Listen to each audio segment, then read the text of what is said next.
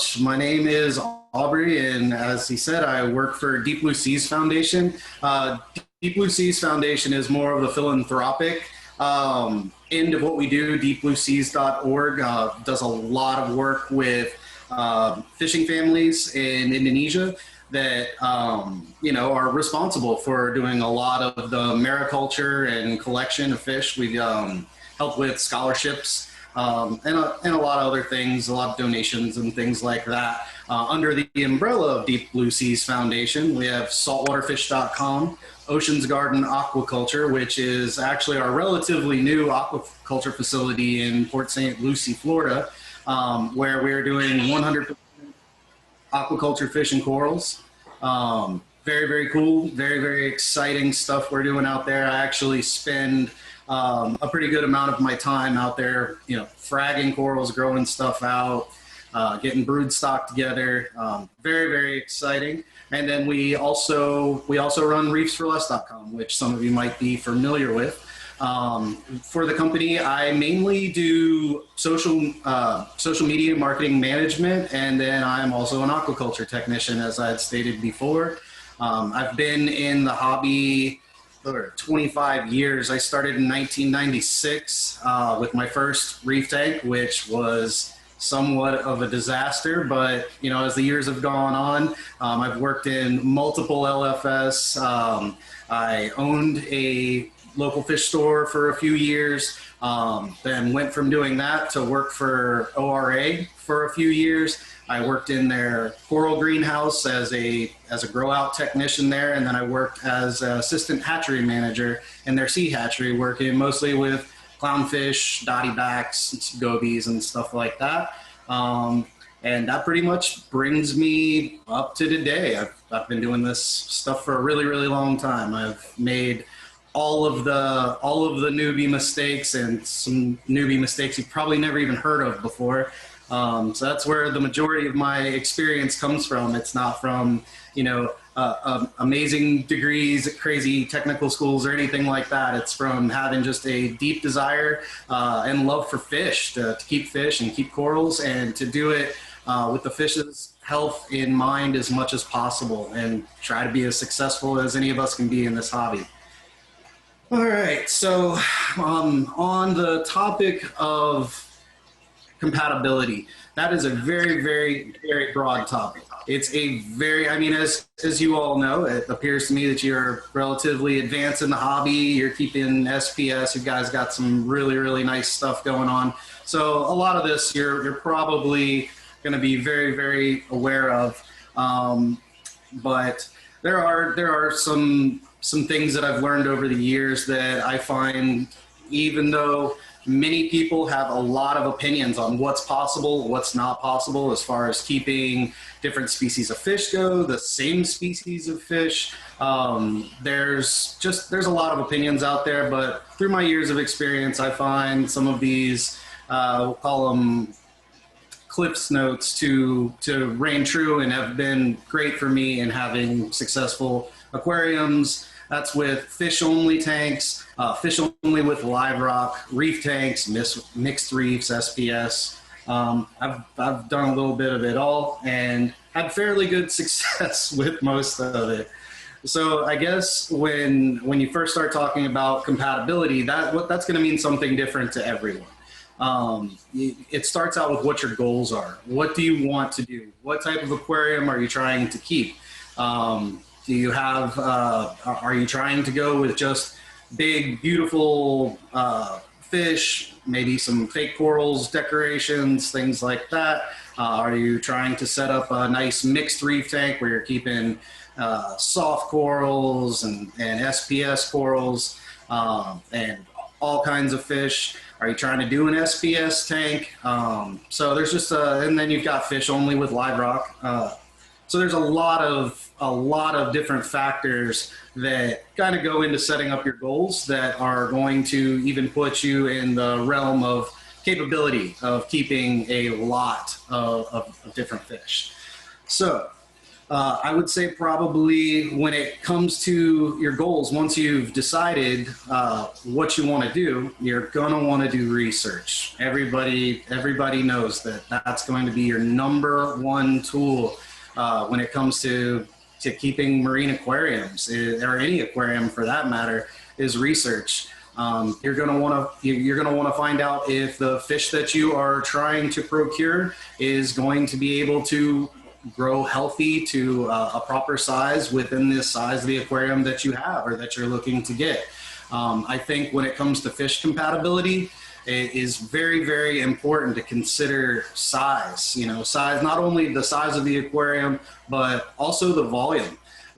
You're looking at, if you're trying to keep predator fish or something like that, they're going to eat a lot of heavy protein foods. The more water volume you have, obviously you're going to have a little bit more wiggle room with getting your nutrient export out before you end up with toxicity in the water, as to where if you're dumping a lot of krill or silver sides, even mysis and stuff into a 55-gallon aquarium, things can go south really, really quick. So that's something that is super important when you're talking about fish compatibility, because are you going to be looking at getting one fish that is going to create a bioload that by itself could be too much for your tank? Very important question. Are you getting fish species that are going to be competing for food? Are you going to have to be throwing extra food into the tank just so that the other fish in there have enough if you have a dominant fish? All important stuff to consider, I think, when you are talking about stocking an aquarium.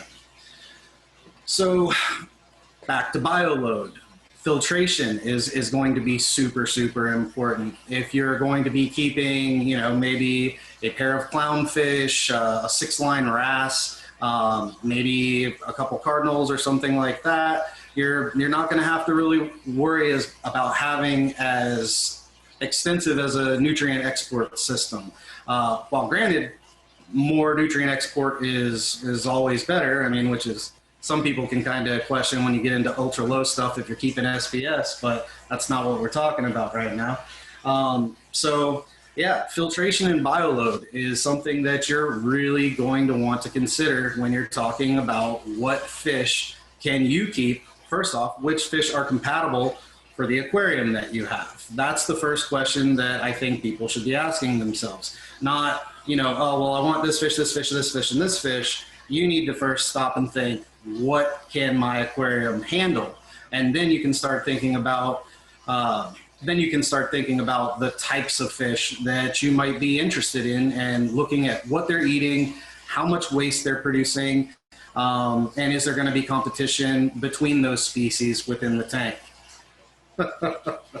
I could use one of those myself. So moving on. Once you've finally established, how many fish you're going to want to keep, what type of aquarium you are trying to set up, all of these very important factors. Is your filtration going to be good enough to handle your goals? Then you can start moving on to looking at things like structure. Structure is incredibly important because you're going to be wanting to develop a territory for each species of fish that you get that is going to the best of your ability, simulate that fish's natural environment. And that includes the amount of territory that each fish is going to take up. There are some fish that are very, very small. I would say dotty backs are one that come to mind right away, that even though, it's only a couple inches long, that's a fish that's going to want to dominate, a territory that could be a foot or more around one spot, one little cave or something that it likes. So structure is super, super important.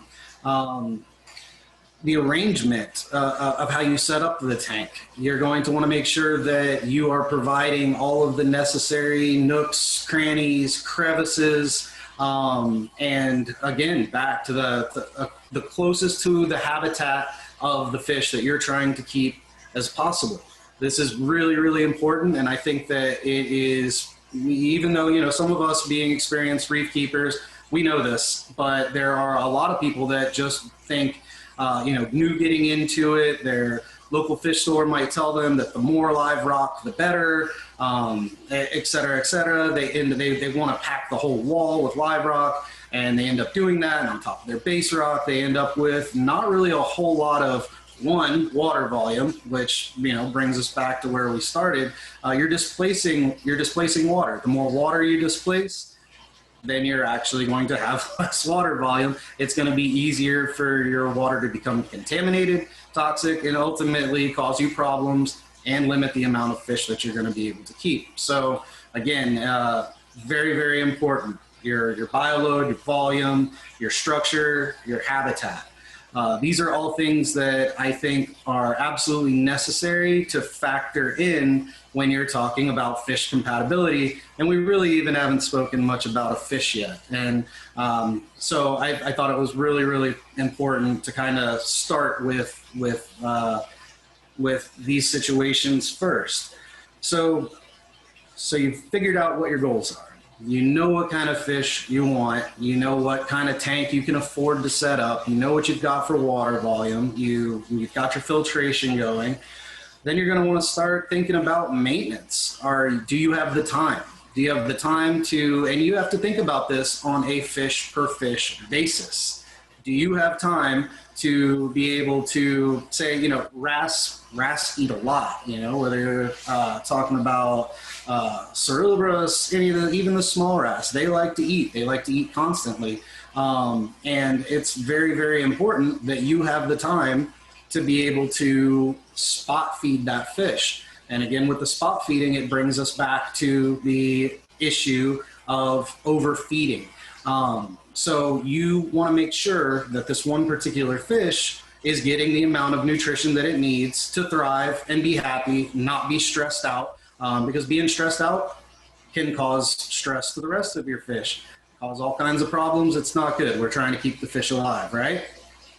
So you're going to want to make sure that you have time to actually be feeding that fish regularly, whether it's the wrasse, whether, a mandrin maybe. There's all different types of very, very specific types of feeding that needs to be done for a lot of different fish. So those are things that you're going to want to look at. Do you have the time to invest, into the specific type of fish that you're looking at, to make sure that, if you've got to go in and you've got to take a baster and some chopped mysis or roe or clams or whatever type of feed you're using, do you have the time to go in there maybe 2, 3, some people say 5, 6 times a day to feed these certain types of fish?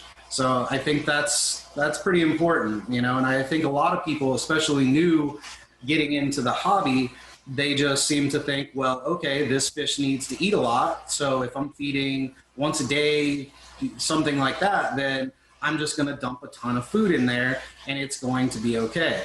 This is not the case. This is not the case at all. This leads to a lot of issues with water chemistry, and ultimately it ends up with fish that aren't particularly happy.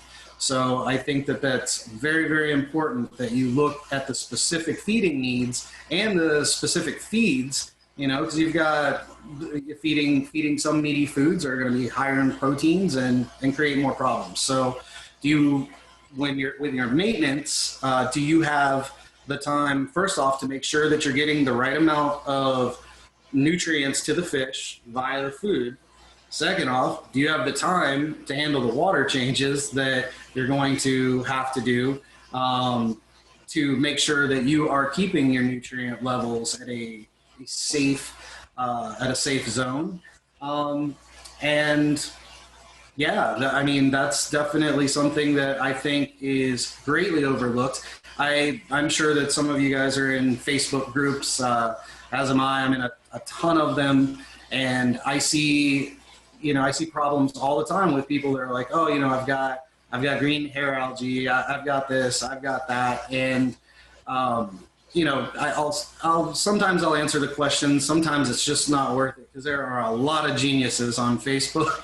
So sometimes it's just better off to just let them figure it out on their own. Because I don't feel like going in and getting trolled by fish wizards. So and it happens. They're real. So yeah, I think that that's probably going to end up being the probably the root cause of most of the issues I see with people that are, that are having problems with nuisance algae or just not being able to keep fish alive. I think we all know that fish are, for the most part, opportunistic eaters. They're going to continue to try to eat for the most part. So, with a lot of new people getting into it. Would you mind giving us a few examples of some of the like the really harder to feed fish, or some of the ones that will take a lot of care and effort to make sure that you're spot feeding them properly? Sure. I would say really just about, I mean, any of the wrasse. A lot of people don't really think about it, but pseudochromis as well. A lot of the pseudochromis are going to have a very, very high metabolism. A lot of your fairy wrasse, flasher wrasse, these are all fish that have high metabolism. They are constantly moving, and they are constantly burning energy. So, I mean, those are probably some more of, I would say, the more common fish that you're going to see. Jawfish would be another one, pearly jawfish, very, very common. And they also have a high metabolism. They like to eat, and they like to eat a lot. They're also relatively shy fish. So if you have other species that are a little bit more aggressive feeders in the tank, that's going to be big competition, for some of these more, I guess, subdued fish with more subdued feeding responses. So, I mean, off the top of my head, those would be probably the most problematic that I would think of. Yeah, I mean, pretty much everything else I can think of will eat fairly without too much problem. But where I've personally, my personal experience of how to do it has been mostly with fairy wrasses, jawfish, all different types of jawfish. Even some dartfish have been tricky sometimes, just because they don't get out and get into the water column, and feed super well. So those would be some examples. And we had a quick question on and also like temperature specific fish. Can you touch on maybe like some areas where not only with the feeding, but some fish that may not necessarily take, like, say, let's say for instance, if you're running a reef at 78, what are some fish to kind of like either stay away from that we need either higher or lower temperatures? Well, the only one that that really sticks out in my mind that's common, that a lot of people are dealing with are maybe something like the blue spot jawfish. That's a very deep water fish. They're looking at, I mean, regular temperatures. I mean, in the low 70s is kind of warm for them, and I mean they'll hang out around 65. And again, that's something else that brings you back to metabolism. Many fish's metabolisms are different at different pressures, at different water pressures, different water temperatures. I'd say that the blue spot jawfish is probably a great example. Now, that's not saying that a lot of people don't have success with a blue spot jawfish. I mean, some people do, but me personally, I've had issues with them over 76, 77 degrees. Just not really, I guess I'd say, not really thriving.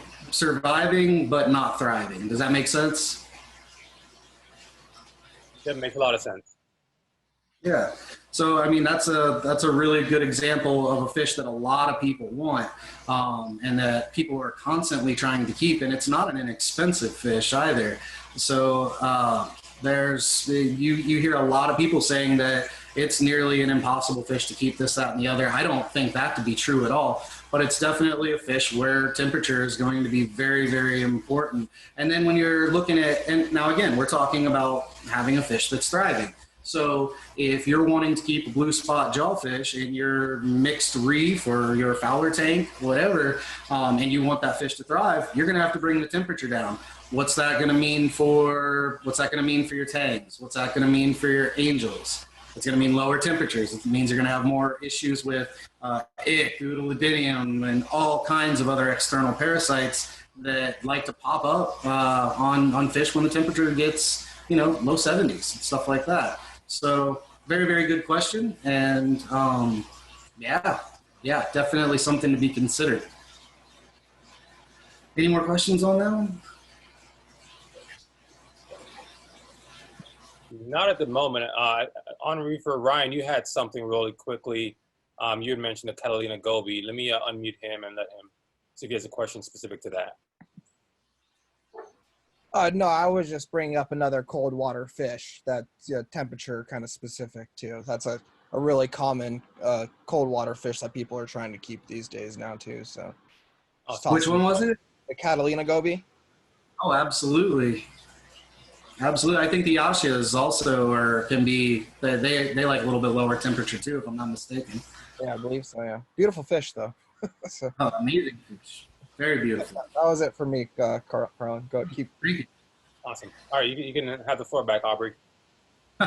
Thank you. And I will go ahead and put this out there. This is my first ever virtual Reef Club meeting. So I'm very, very pleased to be here. And if my hands start doing this or something like that, it's just because I have no idea what I'm doing. So bear with me, guys.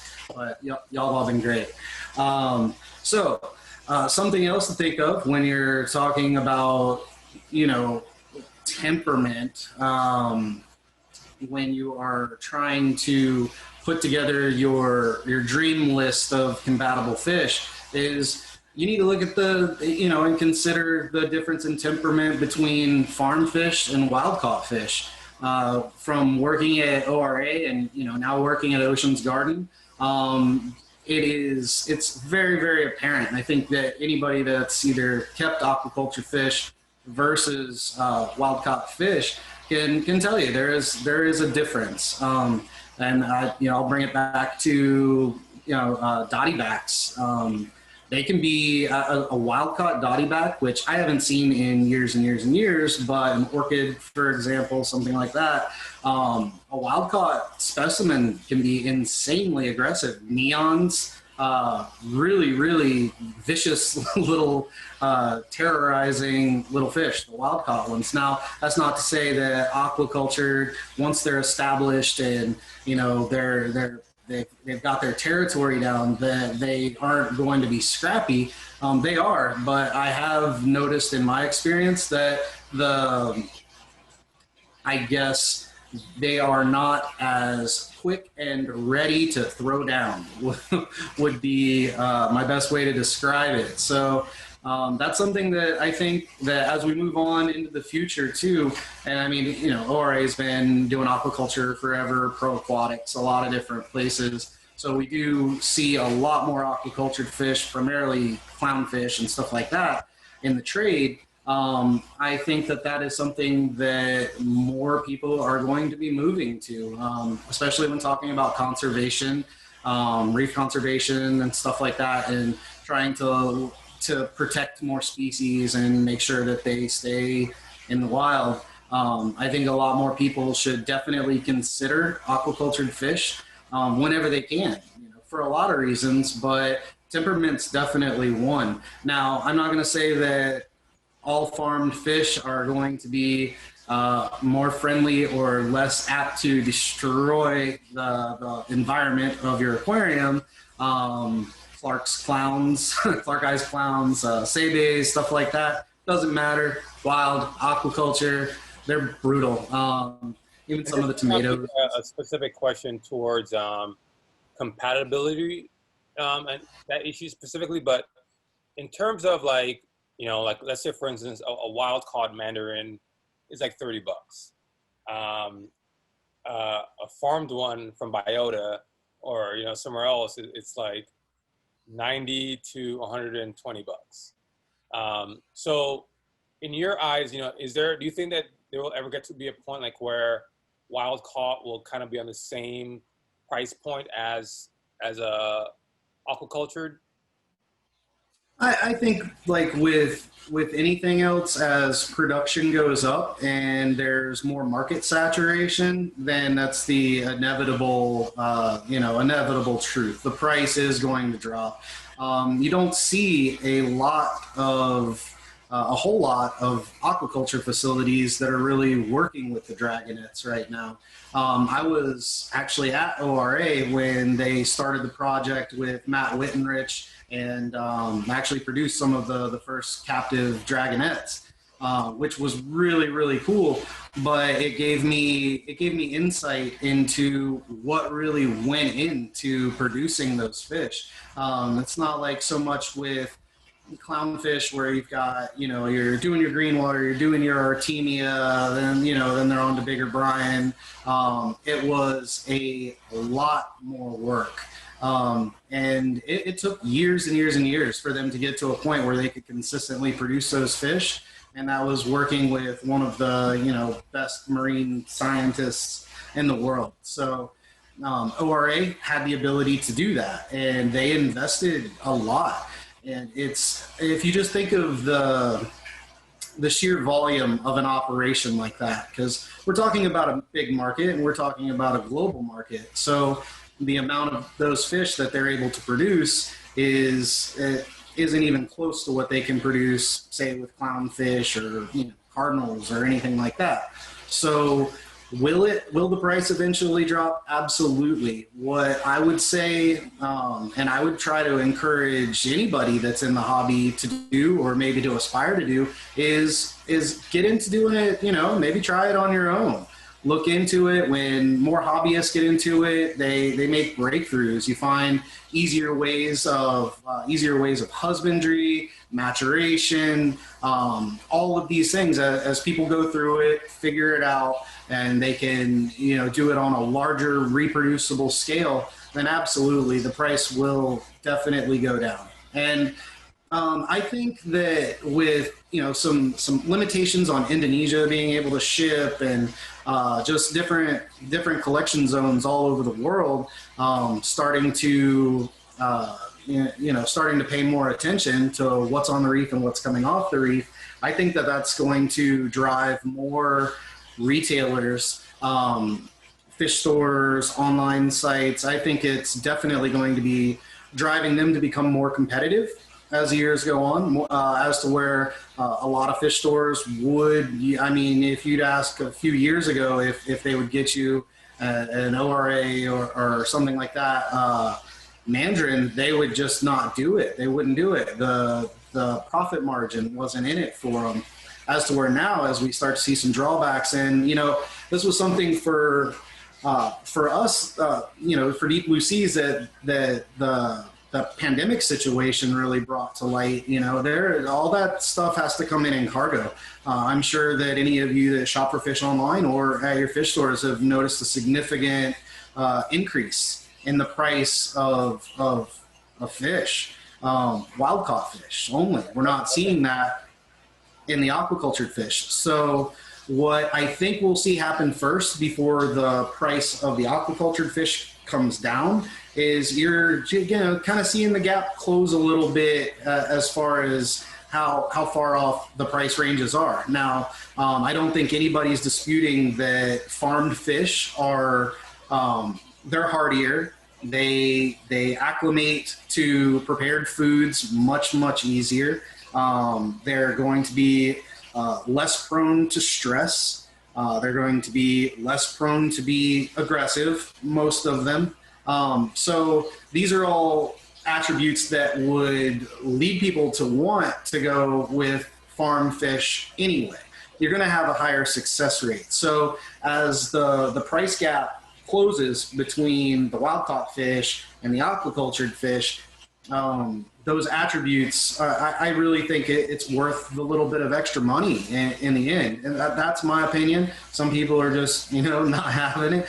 But I think that in this environment right now, I think that you are going to be getting a better deal. You're going to be getting more for your money, and you're probably not going to lose as many fish. A lot of people don't take into consideration that, as hard as we all try to do everything to the T, you lose fish. It's part of the hobby. It's a sad, frustrating, sometimes enraging part of the hobby, but it's a true fact. So if you look at it on that point, Marcus had a quick question regarding fish jumping. So I'm going to unmute him and let him ask the question to you.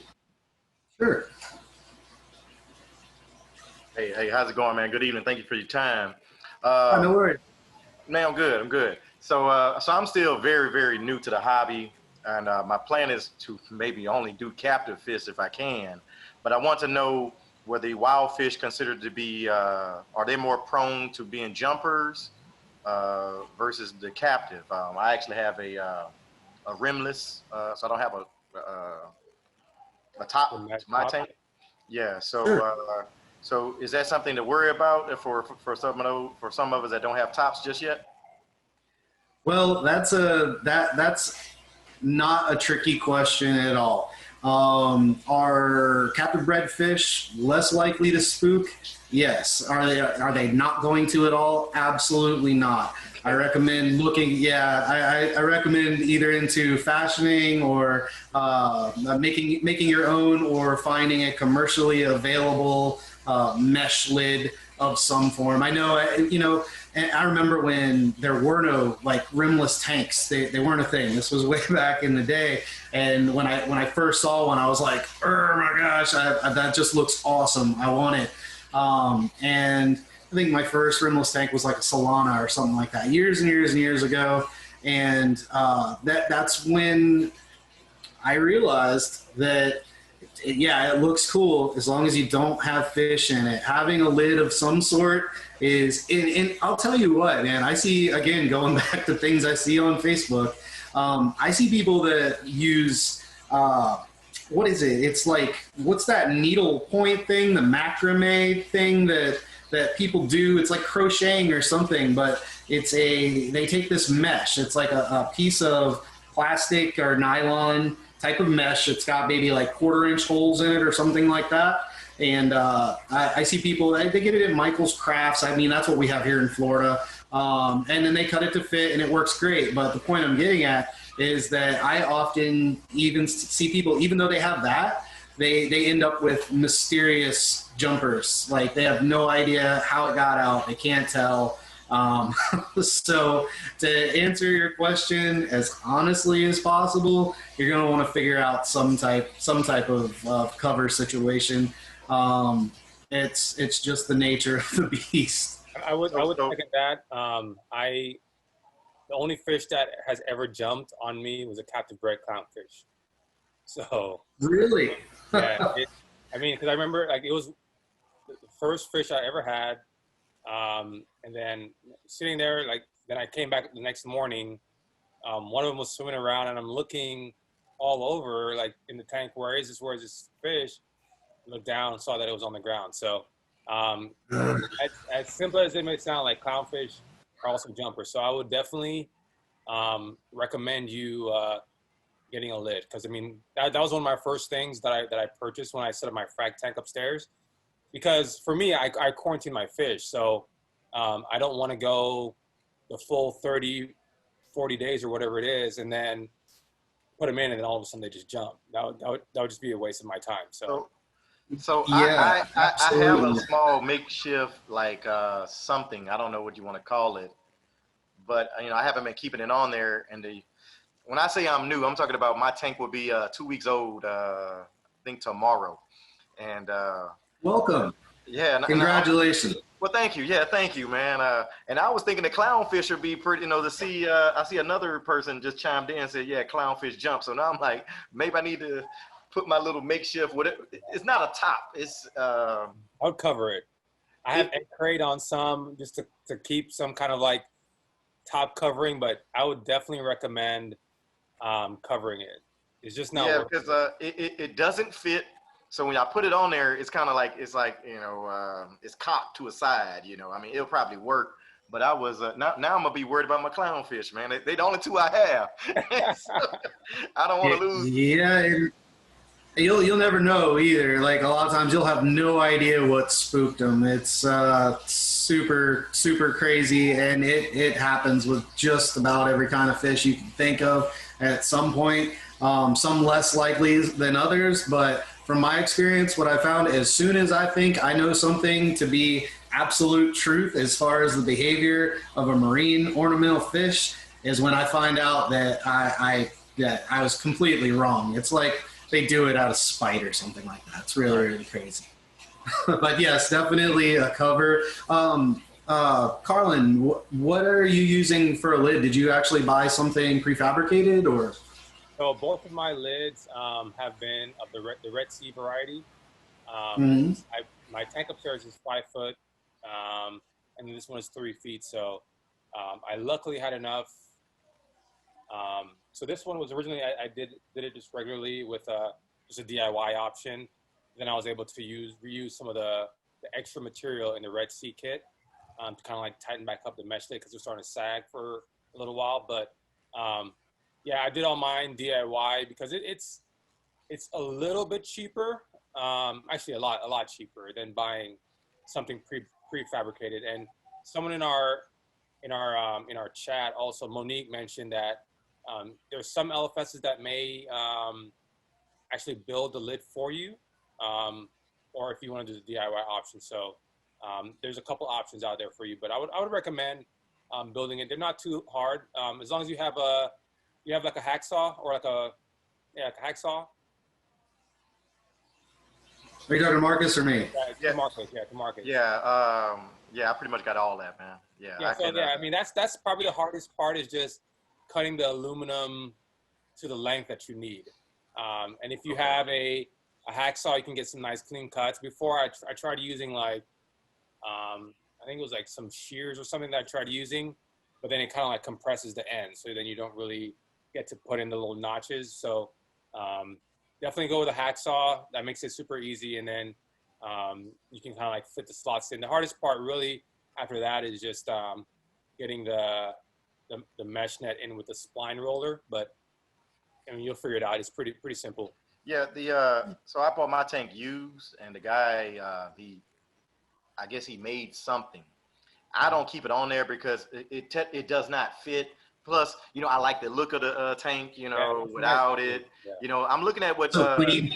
the guy here, you going by Drama D. Yeah. Now, I like that one. See, it looks like it kind of is. Inset, right? Yeah, it doesn't like interfere with the look. I like that. Red Sea has that version. So that's a Red Sea. Okay, yeah. So I have a Red Sea. One is Red Sea. Let me unmute you, Drama, so you can kind of touch on that, and then also touch on your point to Aubrey as well, and you guys can kind of start a little bit of conversation with that. But Drama had mentioned about the order of adding the most aggressive last. So Drama, you're kind of unmuted. So give Marcus a little rundown on your lid, and then your point to Aubrey, please. Yeah, so the lid is just a BRS 1/4-inch mesh, the clear one, with the DIY screen kit from the hardware store. And I have these little rimless lid keepers that are actually epoxy to the lid, so it sits on there flush. That's cool. Yeah, we do a lot of aquarium supplies, saltwaterfish.com, and the main reason I was asking Garland about what you were doing with yours is because I'm not sure if we carry the Red Sea one, but it's definitely something that I wanna look into and make sure that we are carrying options to do stuff like that, because it's very, very important.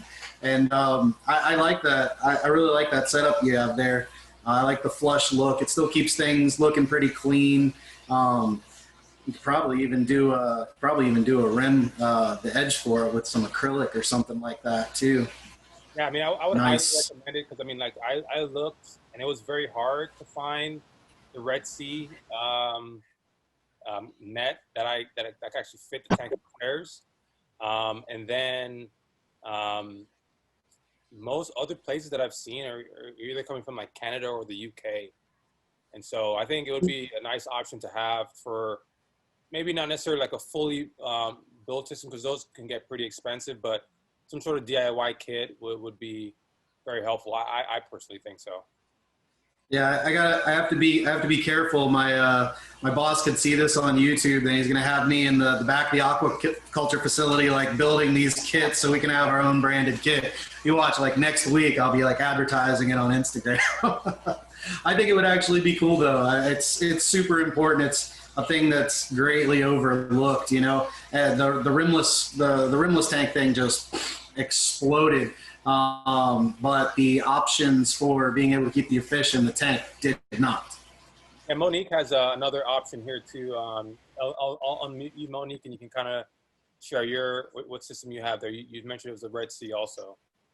Yeah, when I bought my 350 and my 750, the LFS built my my Red Sea lid. But I was out there watching them, like you said, you get the hacksaw, the spline roller, you do it all. But I can show you what my my 750 looks like if you want to see an example of the Red Sea lid. Let me just turn the light on the tank real quick. Yeah, and while she's doing that, what's nice about the Red Sea version is they have kind of like a rail system at the top, so you can kind of move the inset, the things that hold the tank flush with the rim. You can kind of move that to whatever spot you need, and then that's cool. So sometimes it might stag a little bit in a corner.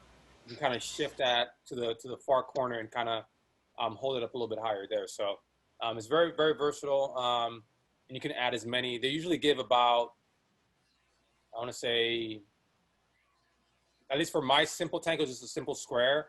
So they give you a bunch of different pieces to kind of fit all the different like overflow positions that you may run into with any kind of system that you have. Cool, so you can keep it supported all the way around. Correct, yeah. I'm on my tippy toes so you guys can see. But Yeah, they that's great. in pieces. So I have like the left.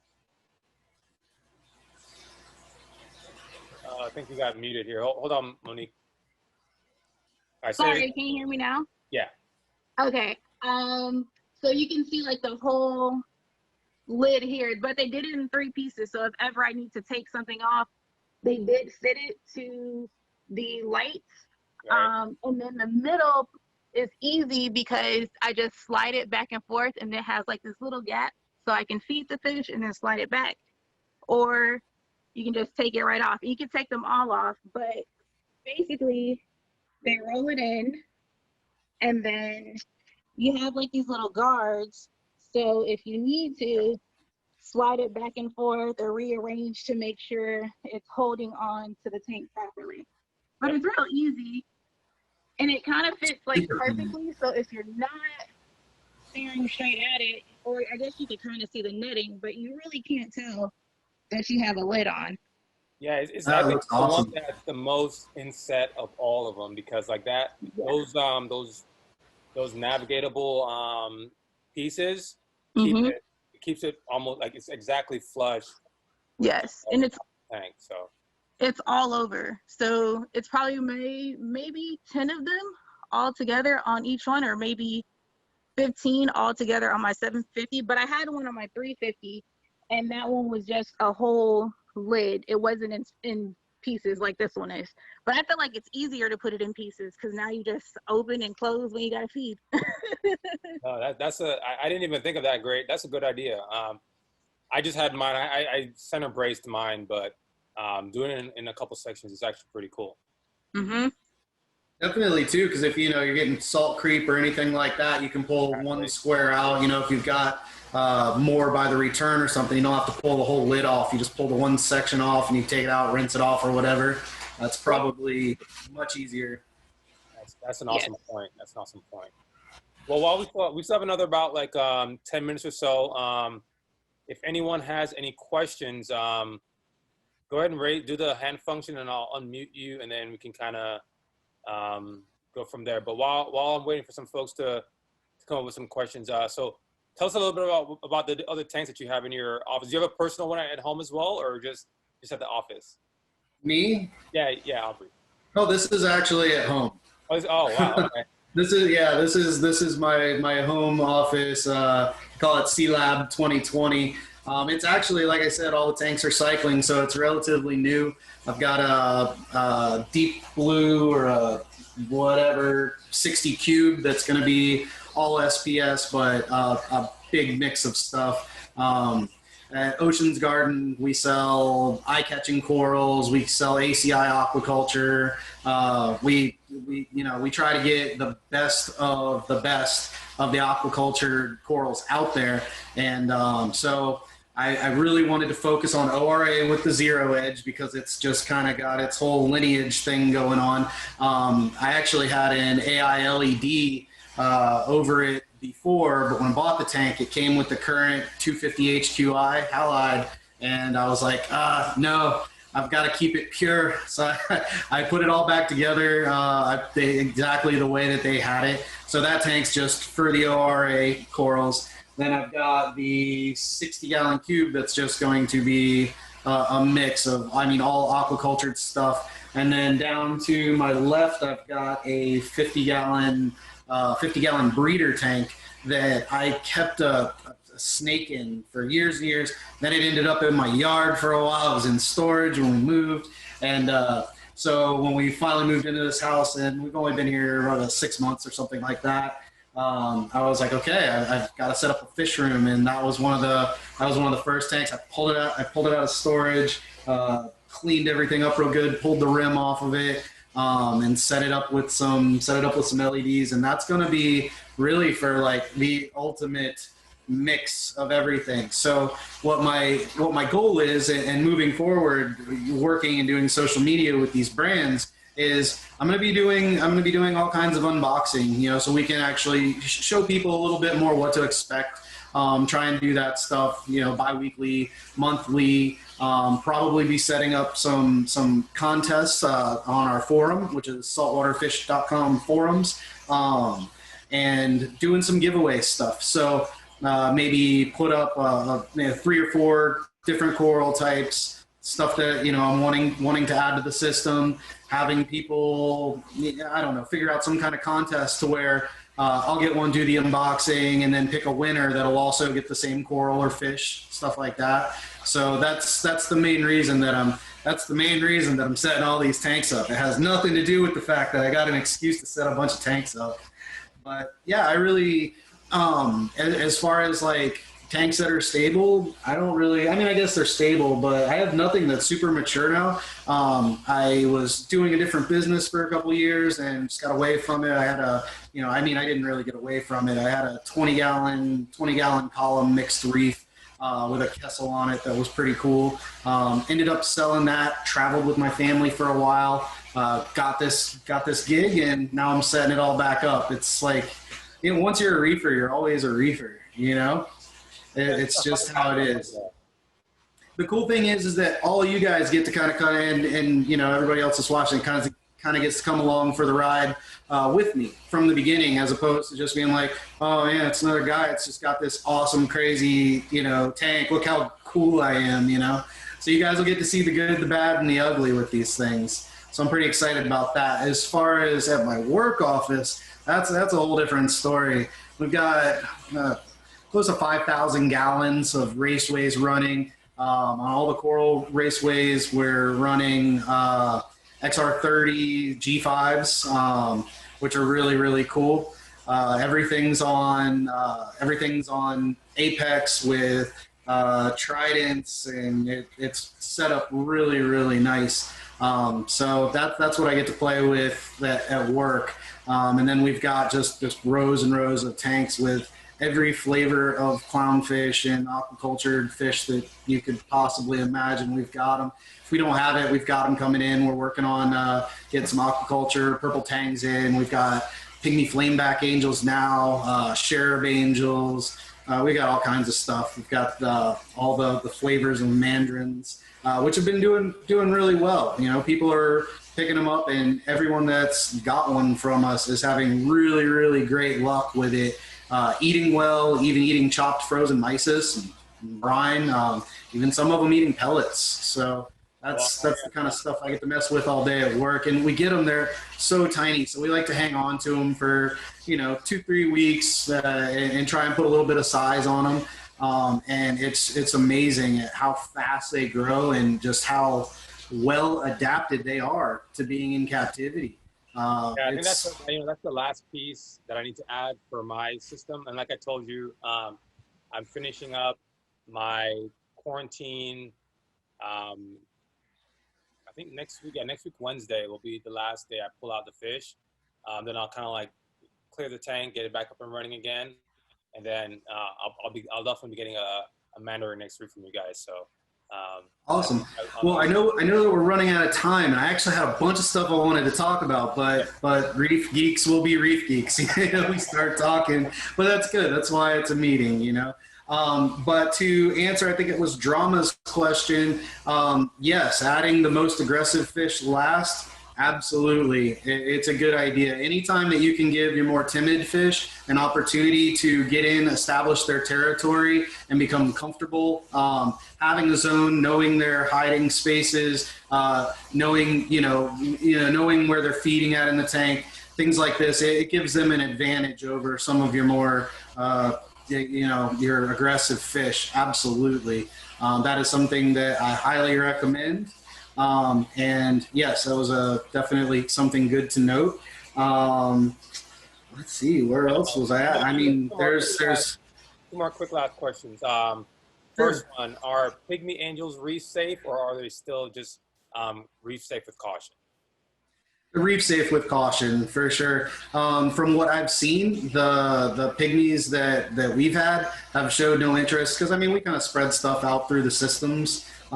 Because like I said, we're everybody that works there is also pretty much seriously into the reefing stuff. So we come up with some kind of excuse why we have to have one that we keep, Well, I've seen no issues with it as of yet. But yeah, always with caution. Pygmy angels, less so than dwarf angels. Dwarf angels, they're really hit or miss, and it's going to depend on the specific fish.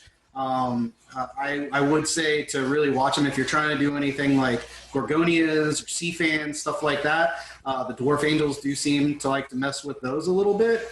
But, I still consider it a reef safe fish, but you're going to want to keep an eye on them, and then you kind of have to weigh the risk versus reward.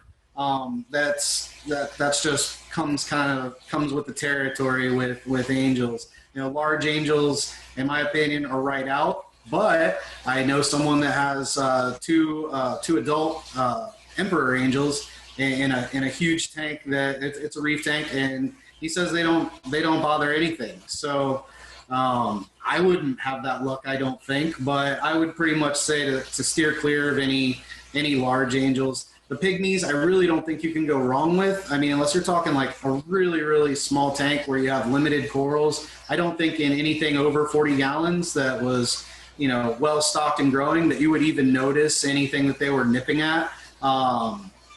Personal experience, I've never really had a problem with them. But I have seen dwarfs eat the heck out of gorgonians and sea fans. All right, another quick they like them. Then.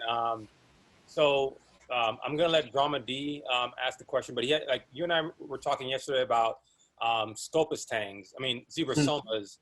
Right. So he wants to add another bristle-tooth tang to his system right now. He already has a Tamini tang, so I'm gonna let him add a little bit more context to his question to see how long the other one's been established. But I'll turn it over to Drama. Go ahead, Drama. Yeah, I was just curious if a whitetail bristletooth would be okay with a Tamini tang, but I know they're both bristletooth tangs and they tend not to do well with one another. Well, I would honestly say that I think you already know the answer. You're sort of flirting with disaster there. And in my experience, Tamini tangs, they can sometimes be pretty aggressive. So you're taking the risk. What I would recommend if you're like me, I would probably still do it, even though I wouldn't recommend it. I would definitely, if you already, like you said, you already have one tang that's in there, one bristle tang that's in there, and it's established, I wouldn't add the Tamini without rearranging the structure in the aquarium, and maybe even doing a blackout when you add the Tamini. So what you do is before you're going to do your water change, go in there, mess up the scape a little bit, change things around to kind of disrupt the territorial navigation of the existing tang.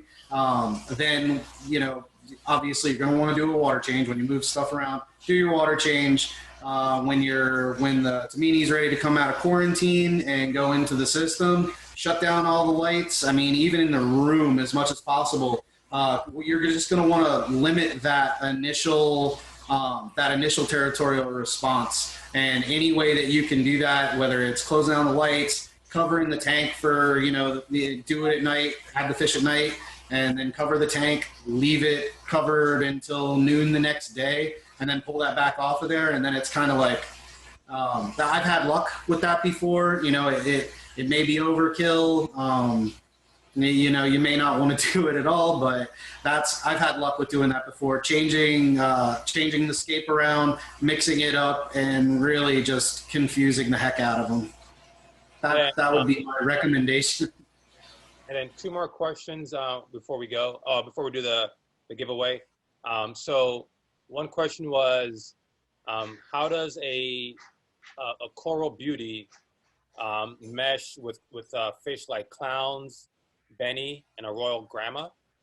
And then the second question is, let's say for instance upstairs I have a community tank that I just placed into the frag system, 5 feet by 2 feet, and then I'll be adding a scopus tank, and so they'll be introduced about a week apart.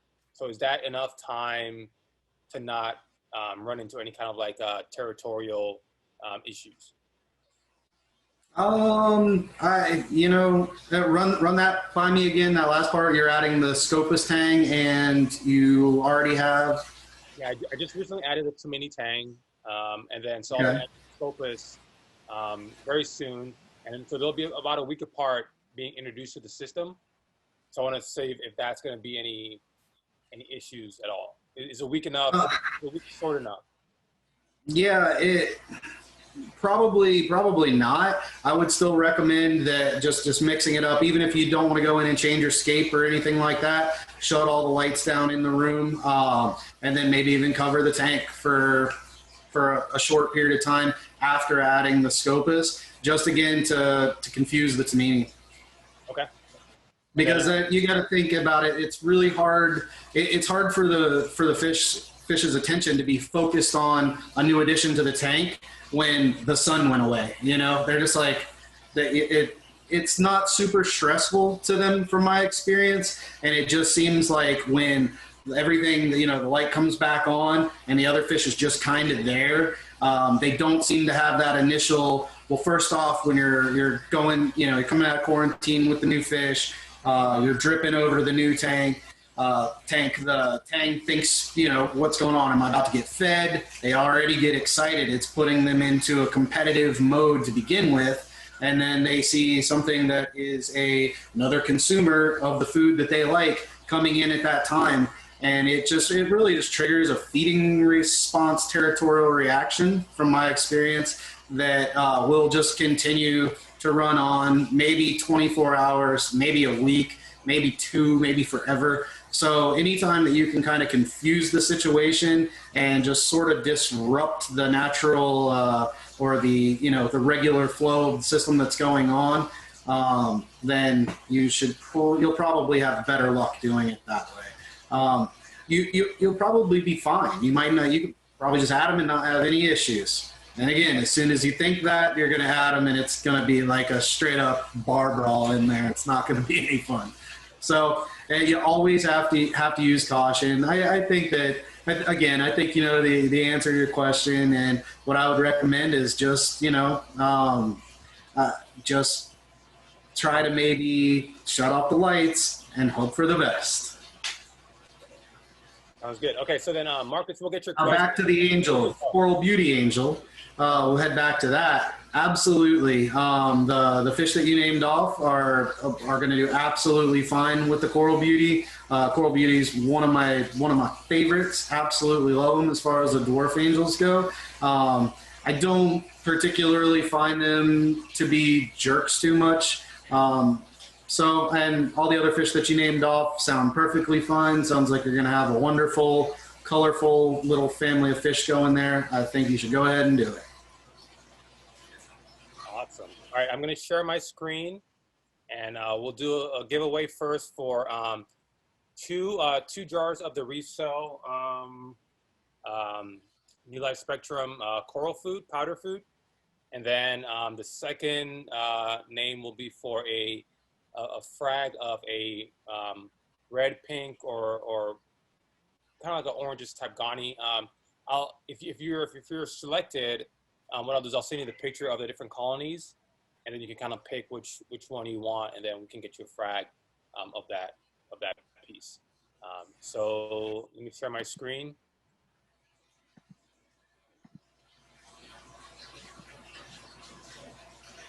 All right, so this first one is for the coral food.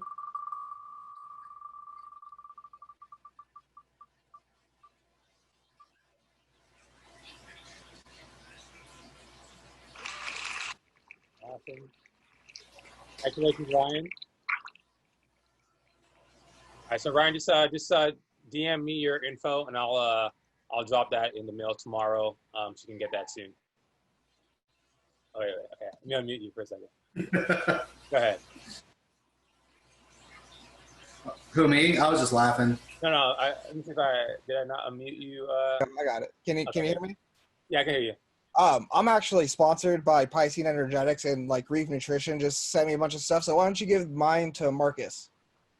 Sounds like a plan. Marcus, send me your information, and I'll get that over to you. That's very kind of you there, Ryan. No worries. So we'll go. I'll leave you in for the coral then. Let's put it that way. Yeah.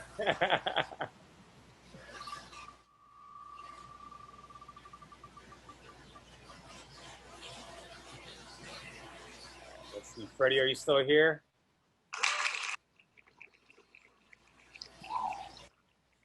Freddie still here?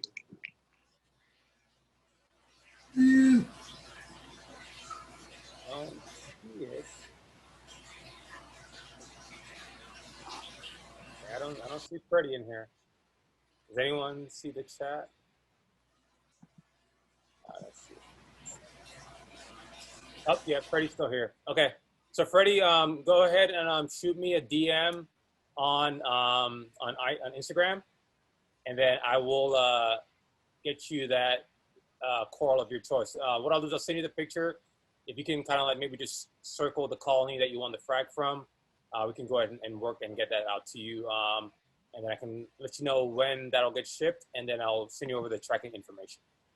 But thank you so much, everyone, for attending. Aubrey, especially, thank you so much for taking your time out on a evening. I know you're out in Florida, so you're about 9 p.m. or so out there right now. So thank you so much. If there's anything else you want to put out there before we get going, floor is yours again. First off, I want to say thank you, and thanks Rasta Reefs. Thank you to everybody that joined tonight. It was really cool. I had a lot of fun. Like I said, it was my first time ever doing one of these virtual meets, so I was maybe a little bit nervous, but now I really enjoyed it. I would like to maybe come back for another one sometime and actually sponsor. I can talk to my overlords and see about getting something for a giveaway for you guys from one of the brands.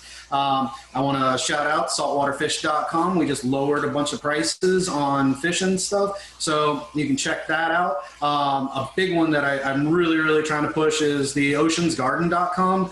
A lot of really cool stuff. If you guys haven't checked us out, I highly recommend that you do. Some of the prices are jaw-dropping, and we carry a lot of cool stuff. Reefs for Less is always awesome. If you're experienced and you can, you know how to do your acclimation and you're confident in your fish keeping, and you don't need a big 15, 20-day guarantee or something like that, because you're always paying for that stuff in the price. So yeah, thank you everybody for having me. It was really cool, and you guys were super nice. Awesome. I'll be in touch soon for that Mandarin. Yeah, man, for sure. Awesome. All right. Have a great night, everyone.